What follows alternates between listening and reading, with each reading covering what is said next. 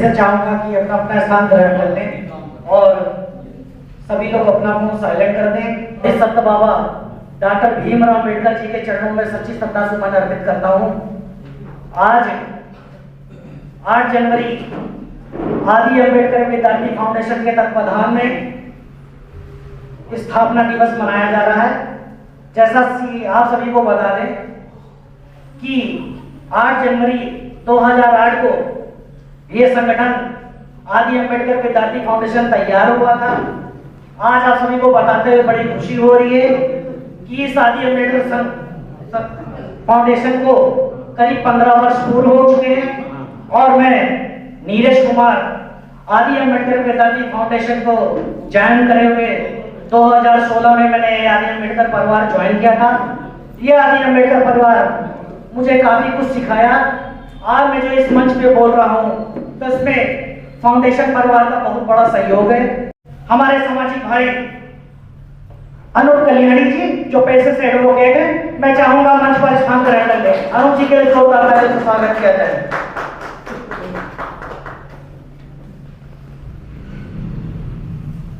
और साथ ही साथ में हमारे उदयनगर से चलकर आए मौसा जी सुनील वाल्मीकि जी से चाहूंगा कि मंच पर स्थान ग्रहण कर लें। धनाधन गौतम बुद्ध और बाबा साहब प्रतिमा पर पुष्प अर्पित करें। राहुल अम्बेडकर जी, अजय अम्बेडकर जी, श्रीकांत अम्बेडकर जी, अनुराग जी, सुजीत भारती, डी वाल्मीकि जी, वायकल जी, सभी से चाहूंगा बारी बारी पुष्प अर्पित कर दें।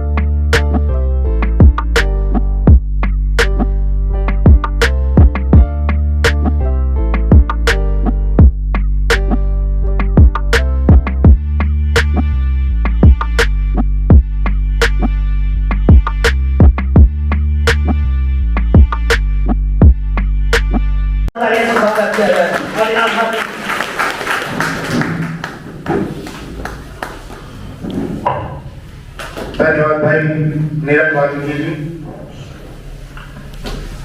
आदि अम्बेडकर विद्यार्थी फाउंडेशन के संचालक और रीढ़ की हड्डी जो हमेशा कंधे से कंधा मिला करके सभी प्रोग्रामों में अपनी शिरकत करते हैं। मंचासीन सभी हमारे प्रबुद्धजन और आज 8 जनवरी 2022 आदि अम्बेडकर विद्यार्थी फाउंडेशन का स्थापना दिवस है। इसके उपलक्ष्य में ये विचार संगोष्ठी बौद्ध विहार के इस पवित्र प्रांगण में रखी गई है। अपनी वाणी को शुरू करते हुए सर्वप्रथम पूरे देश में मानवता का संदेश फैलाने वाले बोधिसत्व बाबा साहब भीमराव अम्बेडकर के चरणों में श्रद्धासुमन अर्पित करते हुए आप सबको आदि अम्बेडकर विद्यार्थी फाउंडेशन जो आज इस 15वें साल में किशोरावस्था में पहुंचा है उसका शुरुआत कब, क्यों और कैसे हुई, मैं उसके बारे में आपको विस्तार से बताऊंगा। आज शुरू करूं उससे पहले मैं विश्व को करुणा और मानवता का संदेश देने वाले तथागत बुद्ध के चरणों में अपना श्रद्धासुमन अर्पित करता हूं। बाबा साहब डॉक्टर भीमराव अम्बेडकर जी के चरणों में अपने श्रद्धासुमन अर्पित करता हूं और श्रद्धासुमन अर्पित करता हूं तमाम संतों, गुरुओं और महापुरुषों के चरणों में जिनके किए गए संघर्षों के बदौलत आज हम सबका जीवन यहाँ से बेटर हो पाया है। को आगे बढ़ाते हुए हमारे बीच में हमारे परम मित्र श्रीकांत अम्बेडकर जी बैठे, मैं चाहूंगा वो भी आए, 2 शब्द कहें। श्रीकांत अम्बेडकर जी, जोरदार तालियों से स्वागत किया जाए श्रीकांत अम्बेडकर जी।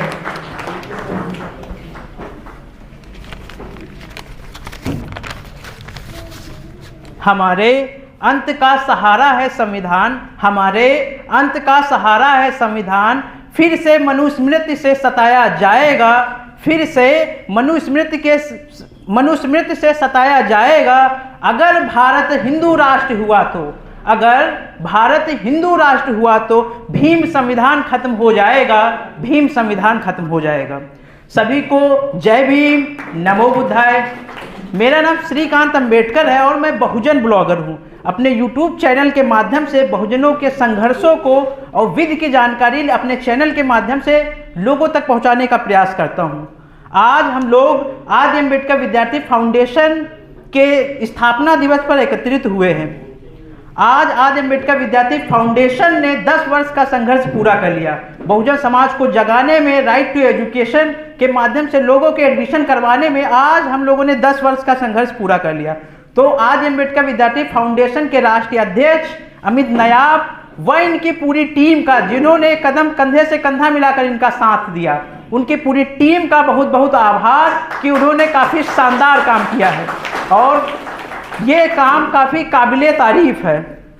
बाबा साहब ने एक नारा दिया था जो काफ़ी ज़्यादा प्रचलित है, आप लोग जानते होंगे कि शिक्षा वो श्रेणी का दूध है। बाबा साहब ने एक नारा दिया था जो काफ़ी प्रचलित है, आप लोग अच्छे से उसको जानते होंगे, शिक्षित बनो, संगठित हो और संघर्ष करो।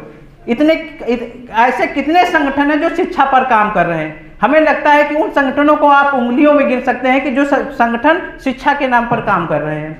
जबकि क्या ये नारा सामाजिक संगठनों पर काम नहीं करता? क्या ये नारा और जितने ऑर्गेनाइजेशन है उन पर लागू नहीं होता? उन पर भी लागू होता है, लेकिन बहुत कम संगठन है जो शिक्षा पर काम कर रहे हैं। जबकि बाबा साहब ने ये भी कहा था कि शिक्षा वो श्रेणी का दूध है जो पिएगा वो दहाड़ेगा। लेकिन फिर भी हम लोगों ने शिक्षा के महत्व को क्यों नहीं समझा और उसको अहमियत क्यों नहीं दी? आज भी जो लोग शिक्षित हो गए हैं वो वैचारिक रूप से व विचारधारा के रूप से कमजोर क्यों हैं? हमको उस पर विचार करने की ज़रूरत है।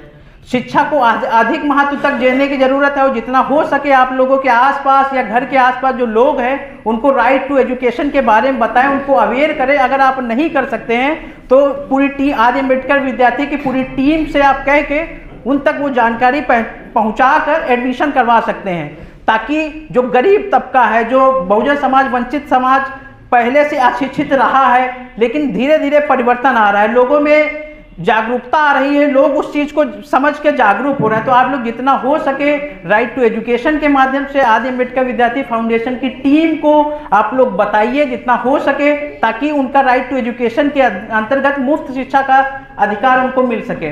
आप लोगों ने देखा होगा कि लखनऊ में इस बार का जो डाटा आया था, अमर उजाला ने उसको छापा था, उसमें बताया गया था कि राइट टू एजुकेशन में सबसे ज़्यादा लखनऊ से ज़्यादा एडमिशन हुए। तो कहीं ना कहीं जो लखनऊ के लोग हैं जागरूक हैं, और ख़ासकर आदि अम्बेडकर विद्यार्थी फाउंडेशन की टीम जो लोगों के घर घर जाके, लोगों के पास फ़ोन कर करके, बार बार फ़ोन कर करके आप लोगों से कह रहे हैं कि आप लोग राइट टू एजुकेशन के अंतर्गत एडमिशन लाइए, तो काफ़ी शानदार काम है। यहीं पर हम अपनी बात ख़त्म करना चाहेंगे और फिर से आदि अम्बेडकर विद्यार्थी फाउंडेशन की पूरी टीम का, उनके साथ जो कंधे से कंधे मिला कर साथ उनका दे रहे हैं, उनका और आप सब लोग जो यहाँ पर एकत्रित हुए सबका बहुत बहुत आभार, हृदय से आभार। आप लोग काफ़ी शानदार काम कर रहे हैं। यहीं पर अपनी बात खत्म कर जाएं। थैंक्स यू एंड जय भीम। बहुत बहुत धन्यवाद हमारे परम मित्र श्रीकांत अम्बेडकर जी, जिन्होंने राइट टू एजुकेशन 12 से कौन जाए वहाँ? नमो बुद्धाय। मेरा नाम सुजीत, मैं सरनेम भी रहता हूँ भारती। वैसे ठीक है, जो अपना यूज करता है उसको यूज नहीं करना चाहिए, जो करता है ठीक है। मेरा अपना पॉइंट ऑफ व्यू है, मैं ज्यादा कुछ नहीं कर सकता तो कम से कम अपने परिवार को शिक्षित कर लूँ, यही सबसे बड़ा उद्देश्य रहेगा मेरा। कि मैं, जैसे मेरी अभी 8 महीने की 10 महीने की बिटिया है, तो मैं उसको चाहता हूँ कि मैं उसको ज्यादा से ज्यादा शिक्षित कर दूँ। मैं अमित नायब जैसा भाई नहीं बन सकता, उसके पास बहुत टाइम है, बहुत टैलेंट है, मेरे पास आज थोड़ा सा कम है। तो मैं अपनी वाली को विराम दूंगा और मैं इतना चाहूंगा कि मैं इतना कहना चाहता हूँ कि हर व्यक्ति जो भी अपने परिवार में से जो भी उनके बच्चे हैं उनको शिक्षित कर ले, बहुत बड़ा योगदान रहेगा समाज के लिए। बस सम्मान समारोह रखा गया है जो आरटी राइट टू एजुकेशन 12 के तहत जिन बच्चों को निःशुल्क एडमिशन हुए हैं उनके माता पिता हैं और मैं मंच पर विराजमान है, इनके द्वारा सम्मान समारोह होगा। मैं उन माता पिता से चाहूंगा कि 2 शब्द जरूर बोलेंगे कि बच्चों के एडमिशन कैसे हुए, क्या दिक्कत आई है, किसी ने अगर पैसा लिया हो तो बताएं, ना लिया हो तो बताएं, किस संस्था द्वारा एडमिशन में, ये बताने से क्या रहेगा। यहाँ पर जो लोग हैं वो जाएंगे दूसरी जगह, वो अगर भी पैसा लेते होंगे तो वो लोग भी निःशुल्क एडमिशन आपका कराएंगे, 110% कराएंगे। तो मैं चाहूंगा, खतरे से चल आए हैं रत्नेश कुमार वाल्मीकि जी, इनके पुत्र का एडमिशन आदि अम्बेडकर विद्यार्थी फाउंडेशन के द्वारा हुआ है, आरटीई के तहत हुआ है। इनका सम्मान समारोह अमित नायक जी करेंगे। ज्योतिबा महात्मा ज्योतिबा फुले जी सम्मान चिन्ह पत्र रत्नेश वाल्मीकि जी को दिया जाएगा। जोरदार ताली से स्वागत किया जाए रत्नेश वाल्मीकि जी। और हमें जो एडमिशन होने में कोई हमें दिक्कत नहीं है अमित भाई के वजह से, और बड़े आराम से हमारे बच्चे का एडमिशन हो पाया। आज हमारा बच्चा पढ़ रहा है वहाँ पर और कोई दिक्कत नहीं है। ये हमारे जो है मैजिस्टिकल रोज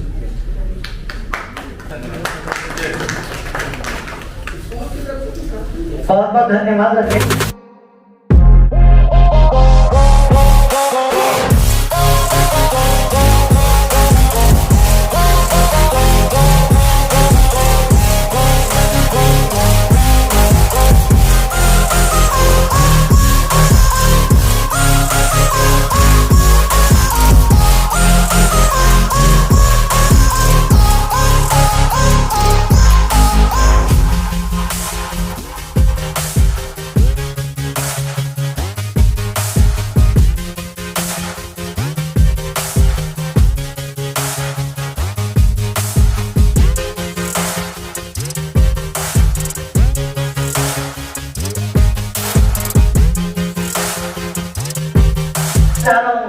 करीब 5 सालों में जिनके साथ मैंने काफी कुछ सीखा है उनके लिए मैं 2 लाइन जरूर बोलना चाहूंगा। सुबह लिखता हूँ, शाम लिखता हूँ, सुबह लिखता हूँ, शाम लिखता हूँ, दिन लिखता हूँ, मुकाम लिखता हूँ, वो कलम भी दीवानी हो जाती है जब दुर्गेश चौधरी जी का नाम लिखता हूँ। दुर्गेश चौधरी जी प्लीज कम ऑन स्टेज।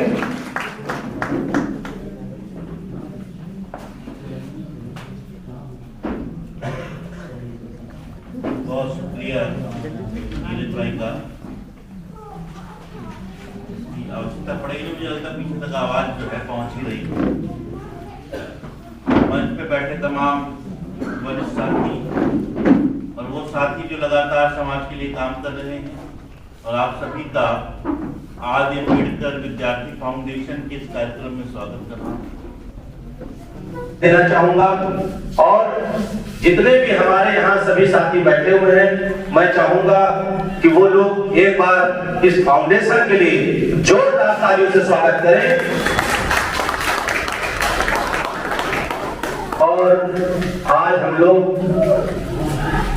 इस फाउंडेशन का जो उद्देश्य है शिक्षा, हम लोगों को शिक्षा के साथ साथ अपने लोगों को जगाने का काम भी करना चाहिए।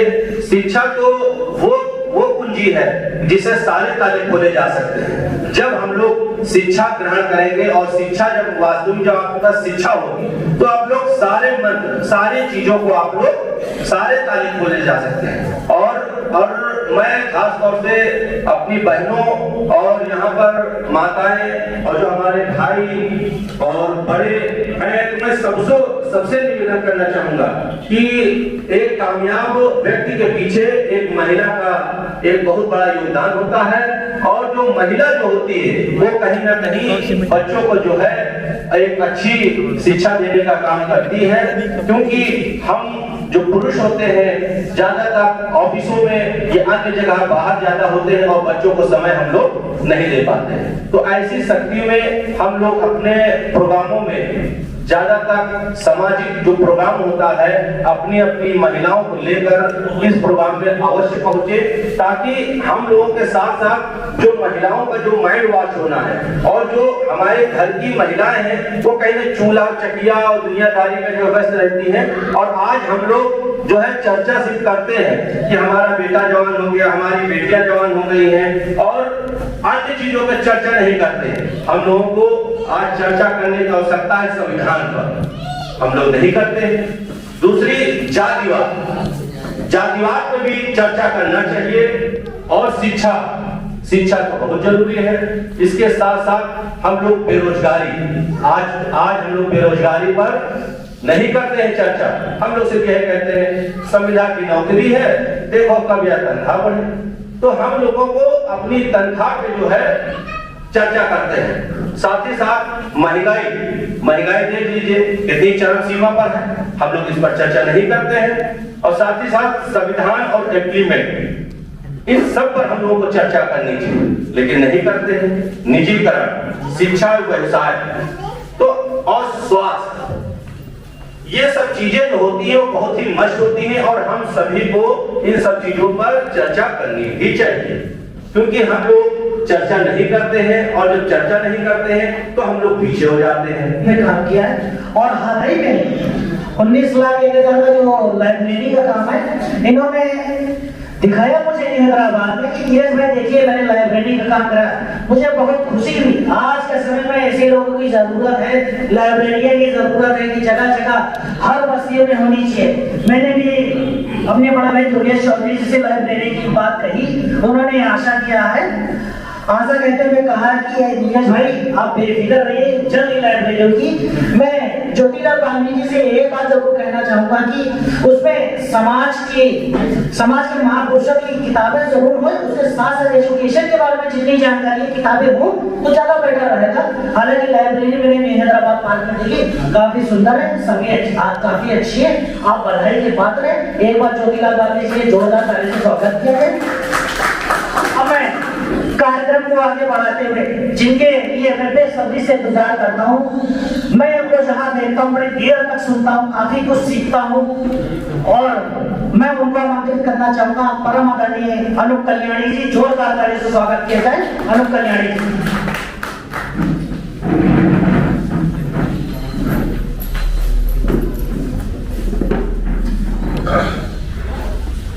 सबसे पहले संचालक महोदय को धन्यवाद।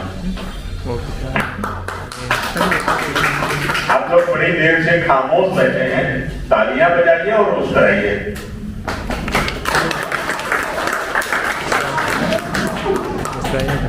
ठीक है, मैं बता दूं कुछ चीजें आप लोग ध्यान रखिएगा।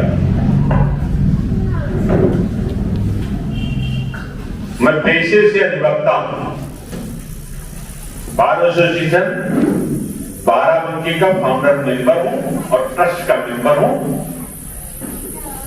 लेकिन मैं आपको बता दूं, मैं सच नहीं बोलता हूं, मैं सच झूठ बोलता हूं। आप लोग मुस्कुरा के तालियां बजा दीजिए।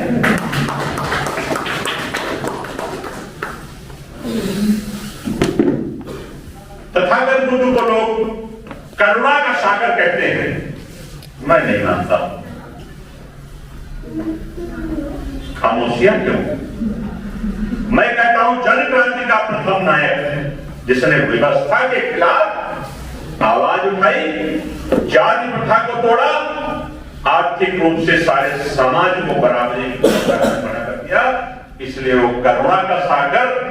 लोग कहते हैं मुझे कोई आपत्ति नहीं, लेकिन मैं जन क्रांति का प्रथम नायक तथागत बुद्ध को मानता हूं। और तथागत बुद्ध, देखिए आज का विषय है आदि अम्बेडकर फाउंडेशन का स्थापना दिवस। तथागत बुद्ध को मैं ज्ञान का सागर मानता हूं। वो हमेशा अज्ञान मांगते थे, अज्ञान भीख में मांगते थे और ज्ञान बांटते थे। हमारे आदि अम्बेडकर के जो पुरोधा हैं अमित भाई, वो अज्ञान मानते हैं, ज्ञान बांटते हैं। जोरदार तालियां बजाइए और मुस्कुराइए। आदि अम्बेडकर वेदांती फाउंडेशन के संस्थापक व प्रदेश अध्यक्ष परम आदरणीय अमीन नाथ जी को बुलाना चाहूंगा, आए और दो शब्द कहें। अमीन नाथ जी के लिए जोरदार ताली से स्वागत किया जाए। अमीन नाथ जी।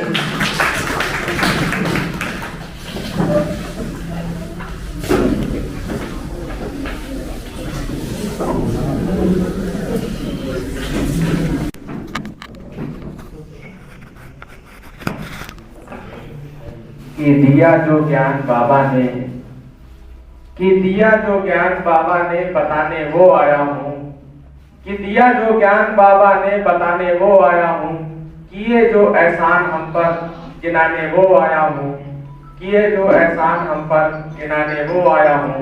न मानो चीर कर देख लो मेरे कलेजे को, छपी तस्वीर बाबा साहब की दिखाने वो आया हूँ, दिखाने वो आया हूँ। मैं सर्वप्रथम करुणा के सागर तथागत गौतम बुद्ध और इस देश में शिक्षा की जोत जगाने वाले परम पूज्य महात्मा ज्योतिबा फूले और उनकी अर्धांगिनी सावित्रीबाई फूले और इस देश को एक बहुत बड़ा सम्मान और संविधान देने वाले परम पूज्य बोधिसत्व बाबा साहब डॉक्टर B.R. अम्बेडकर जी को नमन करता हूं, उनके चरणों में वंदन करता हूं और अपनी बात को शुरू करता हूं। साथियों, 2008 में जब हम और अविनाश जी एक कंप्यूटर इंस्टीट्यूट में मिले, सभी संगठन को मैं देख रहा था कि वह काम कर रहे हैं, वो बहुत अच्छा काम कर रहे हैं। मैं किसी संगठन की बुराई नहीं करता हूं, अपने अपने स्तर से जो जिम्मेदारियां होती हैं वो पूरी करते हैं लोग। उसी कड़ी में हमने और अविनाश ने एक बैठक बुलाई और हम लोग ने बात करी कि शिक्षा पर कोई काम नहीं कर रहा है, संगठित होने पर काम कर रहे हैं, संघर्ष होने पर काम कर रहे हैं, लेकिन जो बाबा साहब का जो पहला मूल मंत्र था, शिक्षित करो, उस पर कोई काम नहीं हो रहा है। तो हम लोगों ने कहा कि चलो इस पे काम किया जाए और बाबा साहब का जो पहला मूल मंत्र है, शिक्षित करो, उसके ऊपर अगर हम लोग काम कर ले जाते हैं तो बाकी जो दो मूल मंत्र हैं, संगठित रहो, संघर्ष करो, वो बहुत आसानी से हो जाते हैं। हम लोग शिक्षा पर काम कर जरूर रहे हैं। RTE एक्ट जो है 2009 में जो आया, उस पर हम लोगों ने काम किया, तो लेकिन उसके साथ साथ हम लोगों ने जो एकेडमिक शिक्षा थी उस पर हम लोगों ने काम किया, लेकिन उसके साथ साथ भी हम लोगों ने सामाजिक शिक्षा पर भी बहुत काम किया है। हम लोगों ने, अगर मैं चाहूं तो बहुत से बड़े सभागार में या बहुत से बड़ी जगह पर काम कर सकता हूं और ऐसे आयोजन कर सकता हूं, लेकिन मेरा मकसद वो नहीं है। मेरा मकसद है काम करना और ग्रास रूट पे काम करना।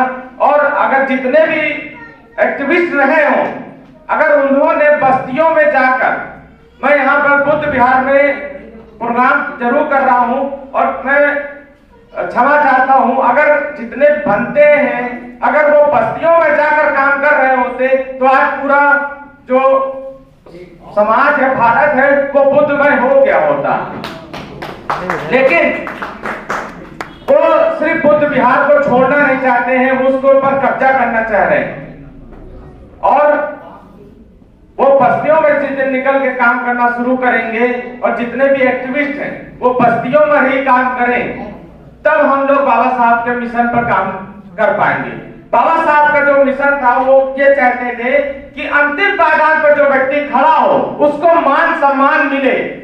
हम लोग वहीं पर काम कर रहे हैं। अंतिम पायदान का व्यक्ति जब शिक्षित होगा तब हम लोग मिशन में 100% दे पाएंगे, लेकिन हम लोग अभी भी संघर्ष कर रहे हैं और अभी हमारा अभियान रुका नहीं है। अभी हम लोग अपने आप को जीरो मानते हैं। इसलिए जीरो मानते हैं क्योंकि जब तक हम उसमें एक जोड़ेंगे नहीं तब तक वो 10 नहीं पहुंचेगा।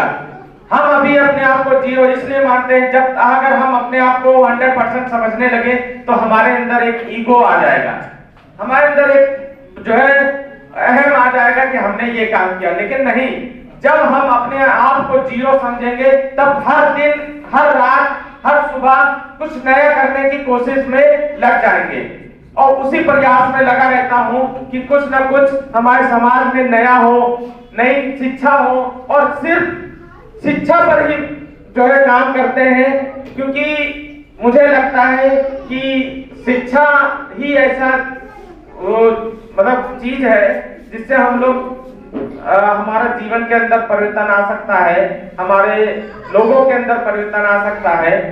तो हमें सिर्फ और सिर्फ शिक्षा पर ही फोकस करना चाहिए। हमने इसीलिए हमारा देखिए यहाँ पे नीचे लिखा हुआ है, हमारा थॉट है, हमारा संकल्प शिक्षा ही एकमात्र विकल्प। शिक्षा ही एक ऐसा विकल्प है जो हमें आगे बढ़ा सकता है। हमारे पास कोई रास्ता नहीं है और अगर आप शिक्षित होते हैं तो आप के अंदर डर की चीज भी निकल जाती है। कई चीजें शिक्षा से परिवर्तन आ जाता है, बॉडी लैंग्वेज आपकी चेंज हो जाती है। तो हम लोगों का जो काम है वो निरंतर चल रहा है। मैं कई वक्ता है और कई फैमिली भी बैठी हुई है, मैं ज्यादा लंबा नहीं खींचूंगा। और जितने लोग आए हुए हैं, आदरणीय कल्याणी सर, ज्योतिलाल जी, दीपक राज अम्बेडकर जी, सुनील चाचा जी और दुर्गेश जी जो आए थे, उनका मैं बहुत बहुत धन्यवाद देता हूँ कि मंच पर इतना समय दिया हमें। और जितने आप लोग सभी लोग आए हुए हैं, मैं उनका बहुत बहुत धन्यवाद देता हूँ कि अभी बैठे हुए हैं। और प्लीज कोई जाइएगा नहीं, जो भी जिनको भी सम्मान मिला है उनकी एक फोटो होगी, वो हमें न्यूज में भेजना है, तो प्लीज जाइएगा नहीं। और अभी आप लोगों के लिए कुछ व्यवस्था भी किया गया है और सूक्ष्म जल की व्यवस्था की गई है, तो प्लीज कोई यहाँ से हिले ना। हमारे लोग सुनना नहीं चाहते, बहुत से साथी ऐसे हैं जो बार बार उठ के जा रहे हैं, प्लीज ऐसा ना करा करें, क्योंकि जब वक्ता बोलता है तो वो चाहता है कि हम अपनी बात को सीधी तरीके से समझा सकें, और जब आप समझेंगे ही नहीं तो उस पर काम कैसे करेंगे। तो प्लीज जब बैठे वहां पर कोई भी वहां से उठना नहीं चाहिए, क्योंकि हर दिन हर समय आपके लिए कुछ सीखने को मिलता है, तो उसी सिखाने के लिए हम लोग कार्यक्रम भी करते रहते हैं और बस्तियों में ही हमारा प्रोग्राम रहता है। और कोशिश करें जितने भी आयोजन हो बस्तियों में ही करें, जिससे लोग जान सकें। हमारे साथ कई साथी ऐसे विशाल प्रधान जी हैं, वो दीनाबना जी की जयंती करते हैं, वो भी बस्ती में करते हैं, क्योंकि हमारे लोगों में अवेयरनेस कम है, इसी बहाने अवेयरनेस फैलेगी। और जब तक आप किसी के घर पे जाकर प्रोग्राम नहीं करेंगे, क्योंकि आजकल बहुत लोग जो है व्यस्त हो गए हैं, समय नहीं देना चाहते, तो क्या हुआ, हम उनको समय देंगे, हम अपना समय व्यस्त करेंगे। जरूरी नहीं है कि वो समय दें, हम जाकर उनके पास अपना समय देंगे, हम उनको जागरूक करेंगे।